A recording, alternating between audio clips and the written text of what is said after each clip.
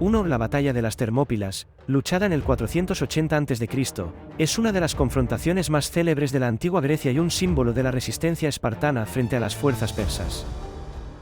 El rey espartano Leónidas lideró una pequeña coalición de griegos, en su mayoría espartanos, para bloquear el avance del vasto ejército persa comandado por el rey Jerjes I. La batalla se libró en un estrecho paso montañoso en las Termópilas, donde las fuerzas persas se vieron limitadas por el terreno estrecho y rocoso. La estrategia de Leónidas se centró en aprovechar al máximo las características geográficas del lugar. Con un número de tropas mucho menor que el ejército persa, Leónidas eligió el estrecho paso de las Termópilas para restringir la superioridad numérica persa y maximizar la efectividad de la formación de falange espartana. Durante 3 días, los espartanos resistieron tenazmente, infligiendo bajas significativas a las fuerzas persas. Aunque finalmente derrotados debido a la traición de Efialtes, un griego que reveló un camino montañoso a los persas, la batalla de las Termópilas resuena como un ejemplo de valentía y sacrificio frente a adversidades abrumadoras en la historia militar griega. 2. La batalla de Salamina, ocurrida en el año 480 a.C. durante las guerras médicas, fue un enfrentamiento naval crucial entre la flota griega liderada por los atenienses y la flota persa comandada por Jerjes I. Después de la derrota espartana en las Termópilas y la captura de Atenas por los persas, la flota griega, bajo el mando estratégico de Temístocles, buscó contrarrestar la amenaza naval persa en las estrechas aguas del estrecho de Salamina. La estrategia maestra de Temístocles en Salamina consistió en atraer a la flota persa hacia el estrecho, donde la superioridad numérica persa perdería su ventaja. Al conocer el terreno y anticipar los movimientos persas, Temístocles logró forzar un enfrentamiento en condiciones más favorables para los griegos. La astuta táctica griega resultó en una victoria sorprendente, ya que la flota persa, desorganizada y luchando en aguas confinadas, sufrió pérdidas significativas. La batalla de Salamina no solo detuvo la expansión persa en Grecia, sino que también influyó en el curso de las guerras médicas, estableciendo la importancia de la estrategia naval en los conflictos de la antigüedad. 3. La batalla de Gaugamela, que tuvo lugar en el año 331 a.C., es una pieza clave en la expansión del imperio de Alejandro Magno y representa un brillante ejemplo de su maestría táctica.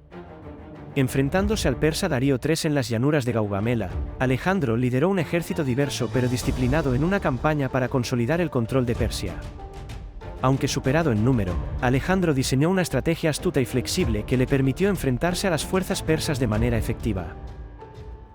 La táctica distintiva de Alejandro en Gaugamela se centró en desviar la atención y luego lanzar un ataque decisivo en el momento preciso.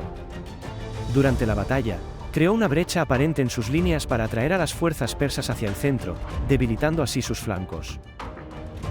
Una vez que la presión en el centro alcanzó su punto máximo, Alejandro aprovechó la oportunidad para lanzar un ataque fulminante hacia el flanco derecho persa. Esta maniobra táctica desconcertó a Darío y desencadenó el colapso de las fuerzas persas. La victoria en Gaugamela aseguró la caída del imperio persa y consolidó la reputación de Alejandro como uno de los comandantes militares más destacados de la historia.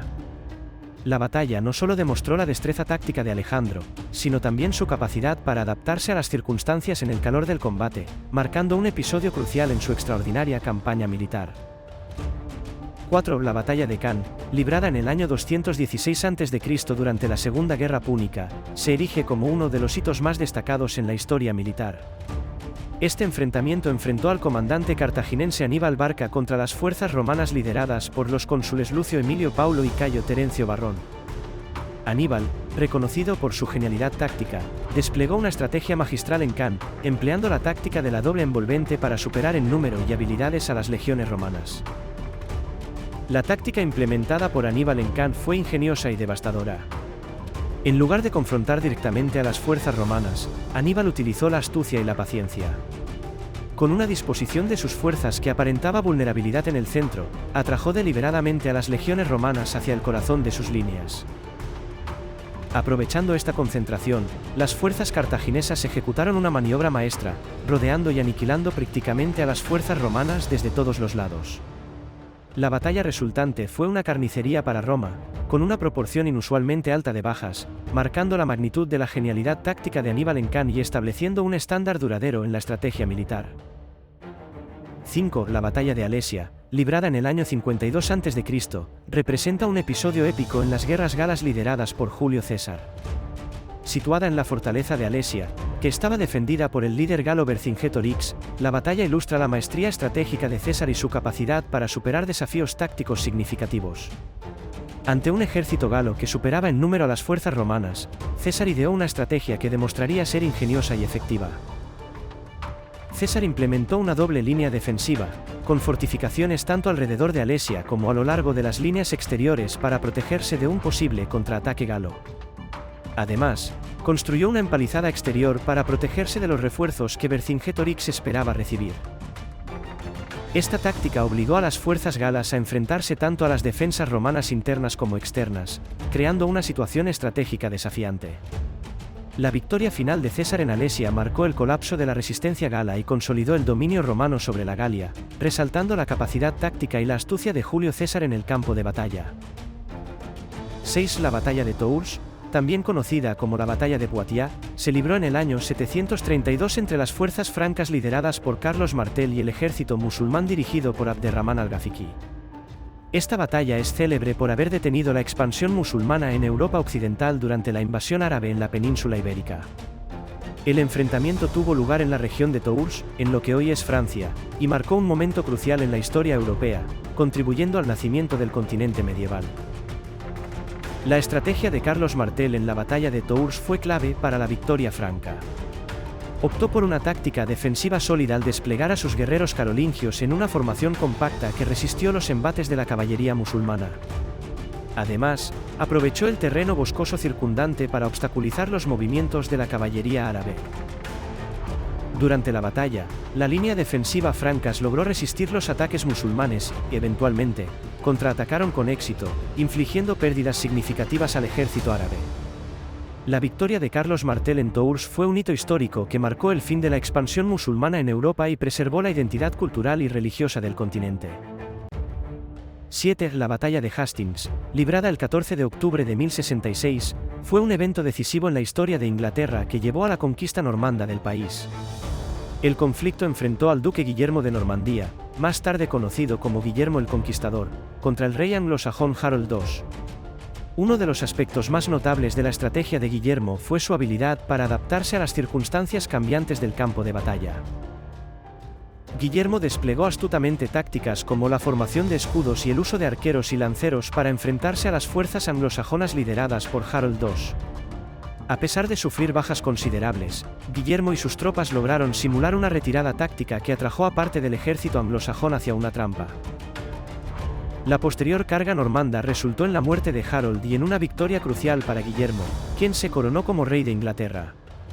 La batalla de Hastings ilustra cómo la adaptabilidad táctica y la capacidad para leer y reaccionar a la dinámica del campo de batalla pueden tener un impacto decisivo en los resultados históricos. 8. La batalla del lago Paípes, también conocida como la batalla del hielo, fue un enfrentamiento clave ocurrido en 1242 entre las fuerzas rusas lideradas por el príncipe Alexander Nevsky y los caballeros teutónicos comandados por Germán von Buxhoevden. La batalla tuvo lugar en las heladas aguas del lago Paípes, cerca de la actual Estonia, como parte de las tensiones territoriales en la región báltica durante la Cruzada Livonia. La confrontación se convirtió en un episodio destacado no solo por su importancia estratégica sino también por las tácticas astutas empleadas por Alexander Nevsky. Ante una fuerza teutónica mejor equipada y con experiencia en la guerra, Alexander Nevsky aprovechó sabiamente las condiciones del terreno. Colocando a sus fuerzas en la orilla más firme del lago, Nevsky atrajo a los caballeros teutónicos hacia el hielo más débil. La carga pesada de los caballeros resultó en secciones de hielo quebradizo, desorganizando sus filas y permitiendo a las tropas rusas aprovechar la confusión para atacar estratégicamente. Esta táctica magistral le otorgó a Alexander Nevsky una victoria decisiva, asegurando no solo su posición como líder militar sino también consolidando la resistencia rusa frente a las incursiones teutónicas en la región báltica. La batalla del lago Paípes destaca la importancia de la ingeniería táctica y la comprensión del terreno en el éxito militar, estableciendo un episodio crucial en la historia medieval de Europa. 9. La batalla de Lepanto, que tuvo lugar el 7 de octubre de 1571, fue un enfrentamiento naval crucial en el Mediterráneo que marcó un punto de inflexión en la lucha entre el Imperio Otomano y la coalición cristiana liderada por la Liga Santa. En un esfuerzo por contrarrestar la expansión otomana, la Liga Santa, compuesta principalmente por España, la Santa Sede y la República de Venecia, se enfrentó a la flota otomana dirigida por Alí Pachá. La batalla se desarrolló cerca del Golfo de Lepanto, en las costas de Grecia. La estrategia de la Liga Santa se centró en el uso de tácticas navales avanzadas y la coordinación entre las flotas cristianas. La coalición adoptó una formación cerrada y avanzó hacia la flota otomana en una línea recta, aprovechando la superioridad numérica.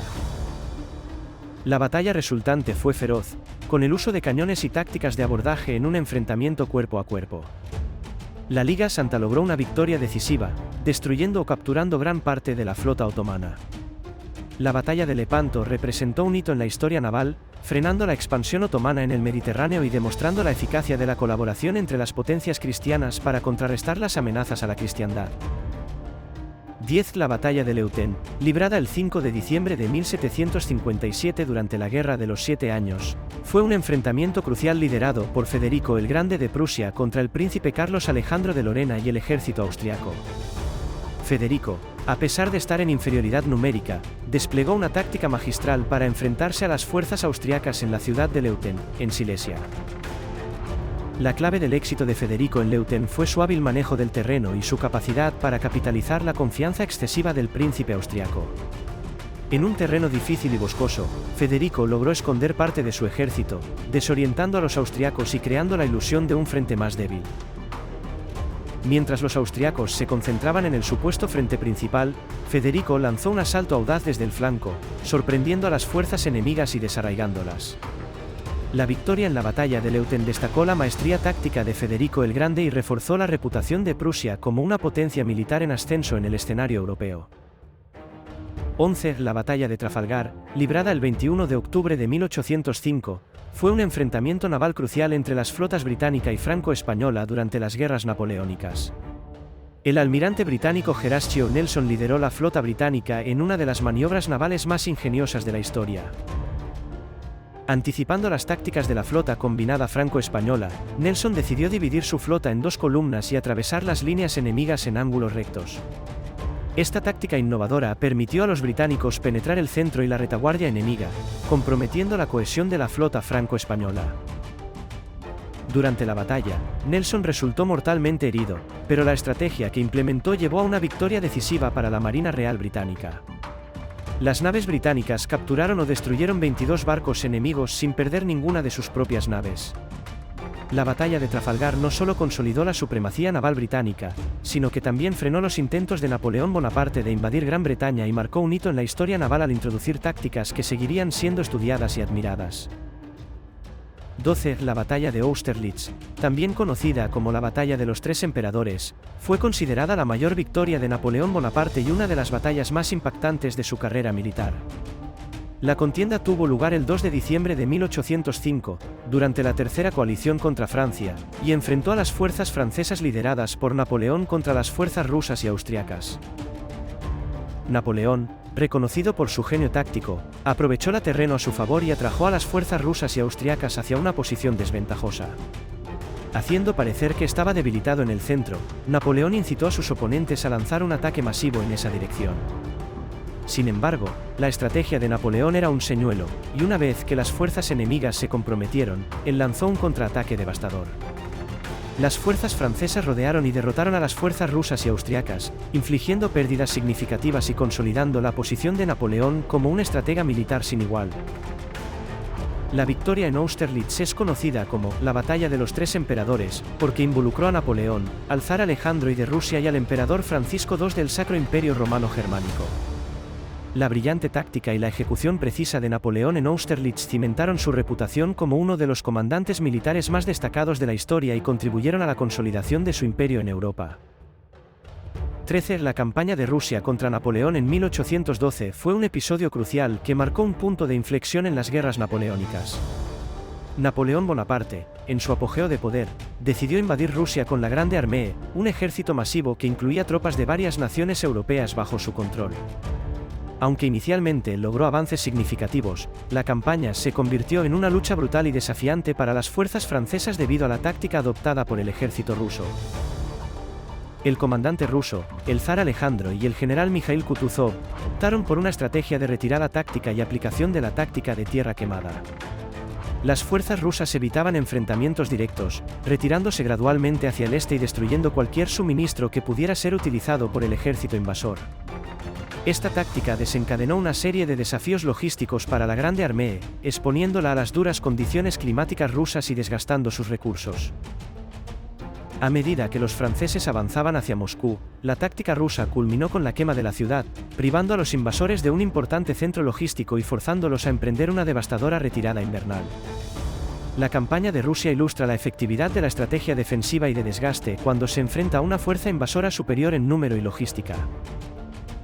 14. La Blitzkrieg, o guerra relámpago, fue una táctica militar innovadora y altamente efectiva utilizada por las fuerzas alemanas durante la Segunda Guerra Mundial. Esta estrategia, desarrollada y refinada por los generales alemanes, particularmente por Heinz Guderian y Erich von Manstein, buscaba sorprender y abrumar al enemigo mediante rápidos avances, coordinación táctica y el uso estratégico de la movilidad.